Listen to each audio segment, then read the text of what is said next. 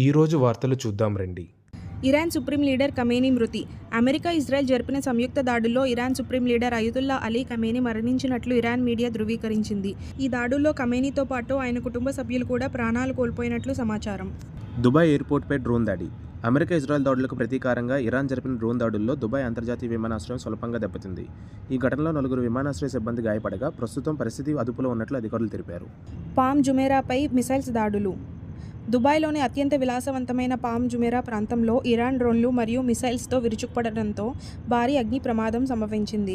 Iconic Burj అల్ Arab hotel సమీపంలో కూడా drone శకలాలు పడడంతో స్వల్ప నష్టం వాటిల్లింది.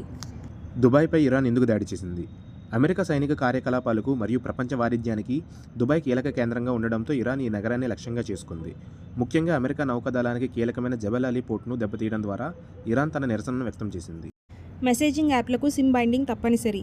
భారతదేశంలో సైబర్ మోసాలను అరికట్టేందుకు వాట్సాప్, టెలిగ్రామ్ వంటి యాప్లకు సిమ్ బైండింగ్ను ప్రభుత్వం నేటి నుండి తప్పనిసరి చేసింది.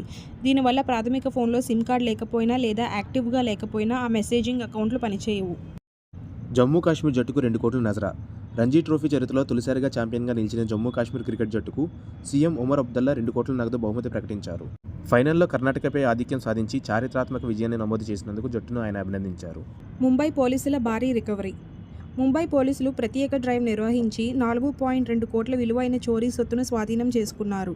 ఇందులో 567 మొబైల్ ఫోన్లు మరియు భారీగా బంగారు ఆభరణాలుండగా బాధితులకు ఆ వస్తువులను తిరిగి అందజేశారు. దార్చా షింకుల రహదారిపై ఆంక్షలు. తీవ్రమైన మంచు కురవడం వల్ల దార్చా షింకుల రహదారి ప్రమాదకరంగా మారడంతో కేవలం 4x4 వాహనాలకు మాత్రమే అనుమతి ఇస్తున్నట్లు లాహోల్ స్పితి పోలీసులు తెలిపారు. ఇతర వాహనదారులు ఈ మార్గంలో ప్రయాణించవద్దని తాజా ట్రావెల్ అడ్వైజరీ జారీ చేశారు. పైసా లెక్క అడిగిన కర్ణాటక రైతు.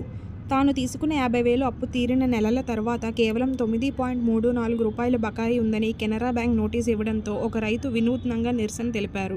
ఆయన 10 రూపాయలు చెల్లించి మిగిలిన 66 పైసల చిల్లరను తిరిగి ఇవ్వాలని పట్టుబట్టి బ్యాంకుల తీరును ఎండగట్టారు. శ్రీలంకపై పాకిస్తాన్ విజయం. పల్లెకెలలో జరిగిన ఉత్కంఠభరిత పోరులో పాకిస్తాన్ 5 పరుగుల తేడాతో శ్రీలంకను ఓడించింది. తొలుత బ్యాటింగ్ చేసిన పాక్ 212 పరుగులు చేయగా శ్రీలంక 207 పరుగులకే పరిమితమై ఓటమి పాలైంది.